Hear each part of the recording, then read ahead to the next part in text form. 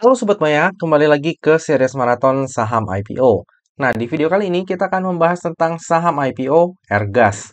Jadi PT Kian Santang Mulia Tama atau Airgas ini didirikan pada tahun 2018 dan bergerak di bidang jasa penunjang industri gas meliputi penyediaan produk ataupun spare part hingga ke engineering, procurement, dan juga construction. Nah, ini segmen bisnisnya ya. Ada penjualan produk. Jadi produknya itu terkait dengan instalasi gas seperti konverter, terus ada regulator dan juga meter, hingga ke gas filter. Lalu ada engineering, procurement, dan juga construction. Jadi ini pekerjaan ya Sobat Maya.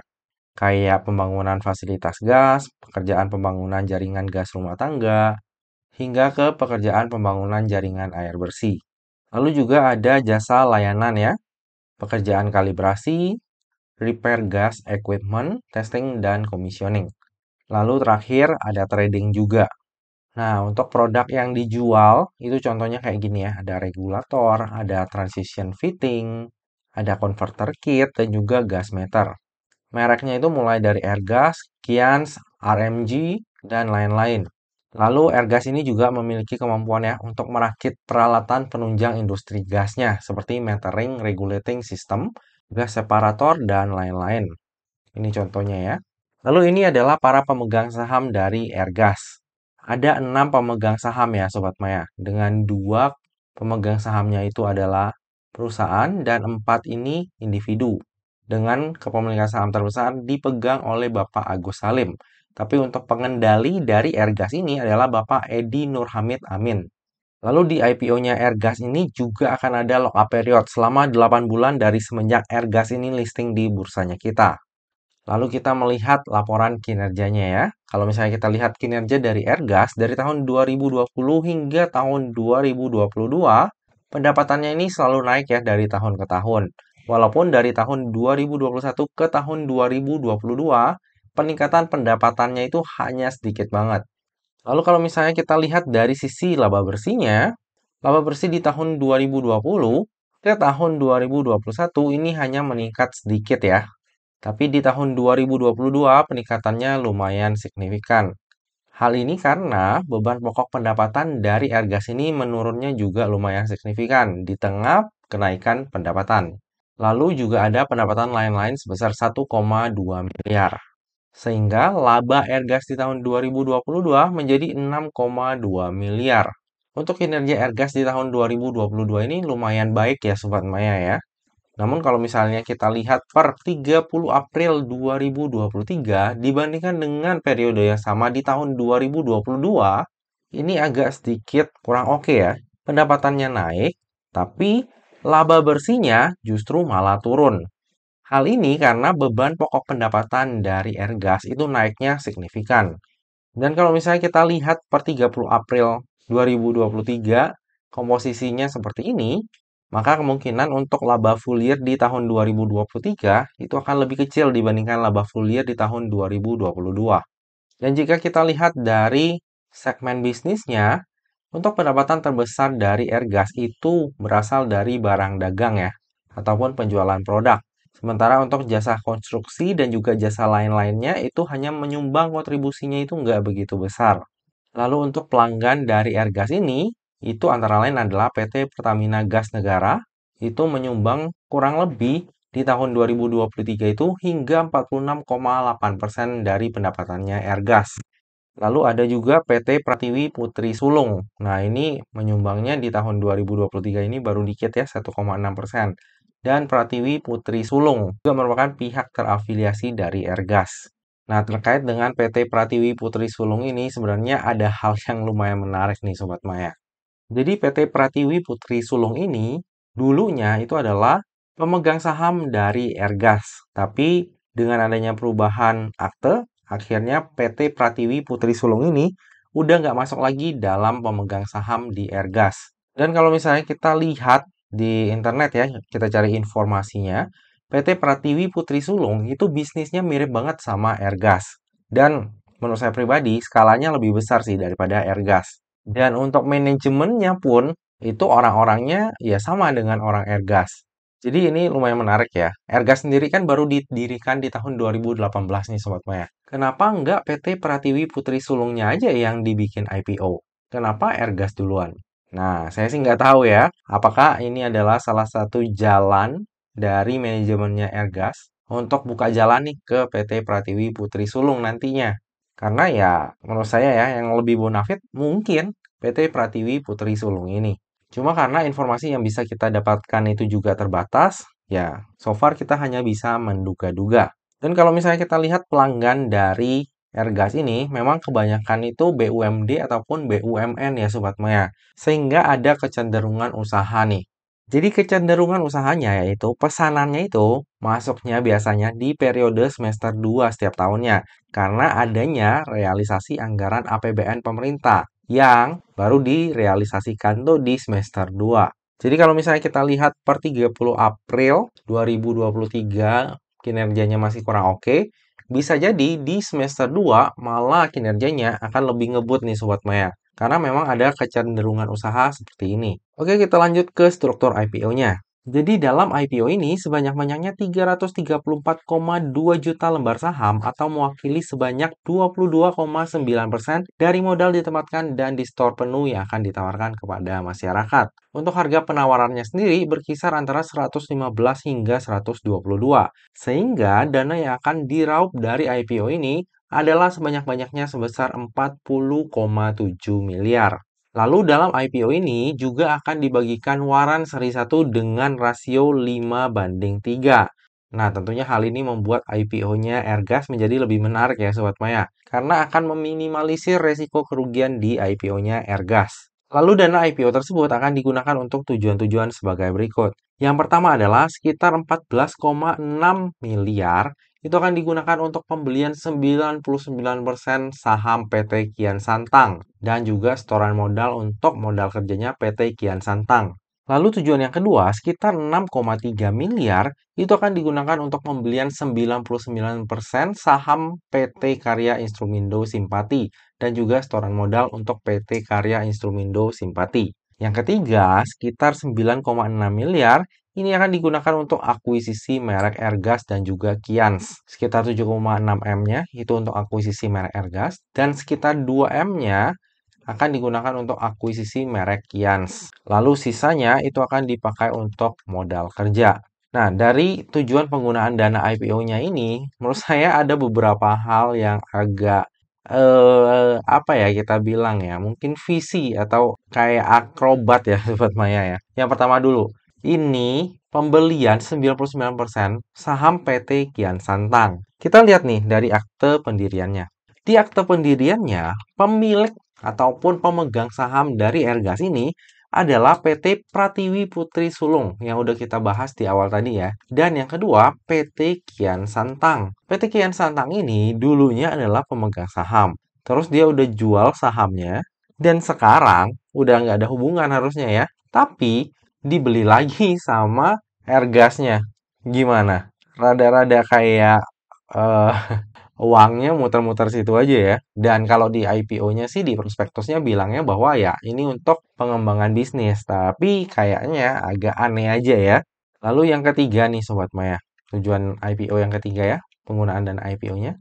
Ini akuisisi merek Ergas dan Kians sebesar 9,6 miliar. Dan kalian tahu siapa pemilik merek ini? Pemilik merek tersebut adalah Bapak Edi Nurhamid Amin, yang sekaligus adalah manajemen dari Ergas dan juga pemegang saham dari Ergas. Nilai akuisisinya juga menurut saya pribadi lumayan fantastis ya Sobat Maya. Cuma yang kayak gini kita susah ngomong ya Sobat Maya. Mungkin perusahaan ataupun manajemen dari Ergas juga udah punya pertimbangannya masing-masing. Cuma menurut saya pribadi, ya ini sebenarnya uangnya ya kayak saya bilang tadi ya, quote-unquote akrobat. Oke, kita langsung lanjut lagi aja ya Sobat Maya, karena kalau ceritain tentang hal ini nih bisa panjang nih ceritanya. Nah, underwriter yang akan mengawal saham IPO-nya Ergas adalah PT Erdika Elite Sekuritas atau dengan kode brokernya AO. Nah, AO ini jarang ya mengawal saham IPO. Di tahun 2023 ini, baru ada 3 saham IPO yang dikawal oleh AO, yaitu FAS, SMIL, dan juga Gria. Nah, saham IPO terakhir yang dikawal oleh AO itu adalah Gria, yang di hari pertamanya listing itu tutup di zona merah. Dan bahkan pembukaannya sempat di ARB. Jadi untuk track record dari AO agak kurang oke ya. Nah, gimana Kak AO waktu mengawal IPO-nya Airgas ini? Ya, semoga aja nggak seperti biasanya, alias bisa lebih baik. Lalu ini adalah laporan keuangan dari Airgas. Kalau misalnya kita lihat dari sisi aset, ini dari tahun 2020 ke tahun 2021 ada sedikit pengurangan, tapi terjadi kenaikan yang signifikan di tahun 2022. Nah, kenaikan ini karena adanya penyetoran modal. Lalu kalau misalnya kita lihat dari sisi liabilitas, ini bagus banget ya Sobat Maya. Di tahun 2020, liabilitasnya itu masih 21 miliar. Di tahun 2021 berkurang menjadi 13 miliar. Di tahun 2022 menjadi 7,2 miliar. Dan per 30 April 2023, hutangnya hanya tinggal 1,5 miliar. Sehingga total ekuitasnya per 30 April 2023 menjadi 51 miliar. Nah, untuk peningkatan ekuitasnya ini juga luar biasa ya. Nah, peningkatan terbesar itu di tahun 2022 dan yang seperti kita tahu biasa ya kalau untuk perusahaan IPO pastinya memang dibagusin ya antara penyetoran modal atau in-bank aset ataupun dengan cara yang lainnya. Nah, bagi Sobat Maya yang concern terhadap daftar efek syariah, jika kita lihat dari sisi rasio utang dan juga sektor usahanya, maka Airgas ini akan masuk ke dalam daftar efek syariah. Lalu kita beralih ke valuasinya Airgas. Nah, ini saya bikin antara rentang harga IPO-nya di 115 hingga 122. Jika nantinya Airgas ini listing di harga terendahnya, yaitu di harga 115, maka PER-nya itu akan berada di 46,3 kali dan PBV-nya di 1,88 kali dengan market cap sebesar 167 miliar. Lalu jika nantinya Airgas ini listing di harga tertingginya yaitu di harga 122, maka PR-nya akan berada di 49,1 kali dan PBV-nya di 1,9 kali dengan market cap sebesar 178 miliar. Nah, untuk valuasi dari Airgas ini cenderung standar ya Sobat Maya untuk ukuran saham IPO.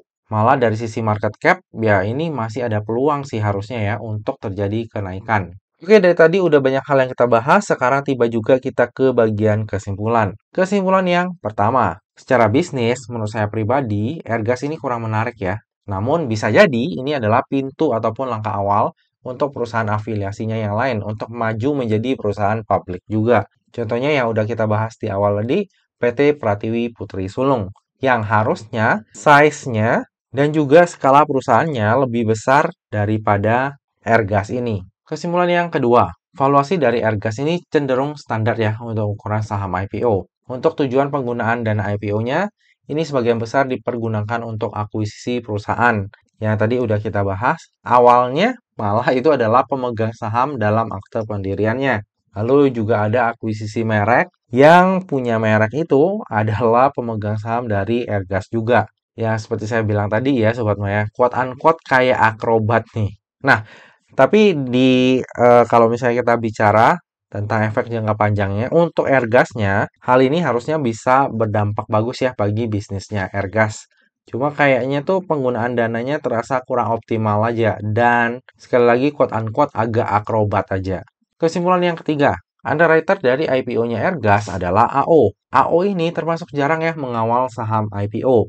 Di tahun 2023 baru ada 3 saham IPO yang dikawal oleh AO, yaitu FAS yang tutup di zona merah, lalu ada SMIL, ini AO-nya joinan, berhasil arah 2 kali, dan yang terakhir itu Gria ya, yang sempat dibuka ARB, lalu naik ke atas, tapi pada akhirnya tutup di zona merah. Nah, semoga aja di IPO-nya Airgas ini AO bakalan lebih baik ya. Kesimpulan yang keempat, bersamaan dengan IPO ini terbit pula waran seri 1 dengan rasio 5:3. Nah, tentunya hal ini membuat IPO-nya Airgas menjadi lebih menarik ya, karena akan meminimalisir potensi kerugian di IPO-nya Airgas. Kesimpulan yang terakhir, saya sendiri akan wait and see dulu, tapi cenderung untuk ikut. Walaupun secara bisnis menurut saya pribadi kurang oke, tapi ya kita nggak bisa menilai perusahaan IPO itu kadang dari sisi fundamentalnya aja ya Sobat Maya. Malah kalau misalnya penggunaan dana IPO-nya agak akrobat kayak gini, ya biasanya ada kesempatan untuk dikerek. Cuma ya nanti saya akan lihat dulu situasi dan kondisinya ya.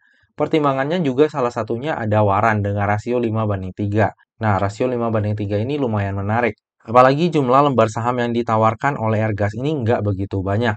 Jadi kalau misalnya kita bicara momentum jangka pendek, ya masih ada peluang lah. Nah, cuma yang namanya saham IPO itu kan kebiasaannya nih Sobat Maya ya. Begitu muncul satu, nanti muncul lagi. Dan pada akhirnya, pada waktu listing itu bisa 2 atau 3 saham atau bahkan mungkin 5 saham yang listing barengan.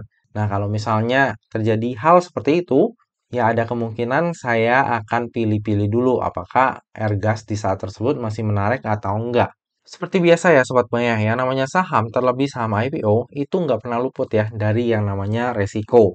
Jadi pastikan bagi Sobat Maya yang mau melakukan order saham IPO Airgas, pastikan Sobat Maya melakukan order sesuai dengan resiko yang siap untuk Sobat Maya tanggung ya.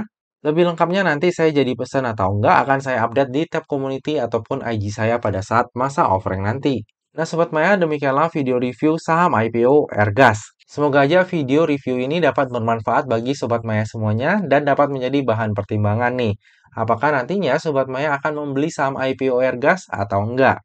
Nah Sobat Maya, demikianlah video kali ini. Akhir kata, jangan lupa untuk selalu jaga kesehatan, jangan lupa untuk selalu bahagia, dan semoga perjalanan investasi kita selalu cuan bareng-bareng ya. Sampai jumpa di video review saham IPO selanjutnya. Dah.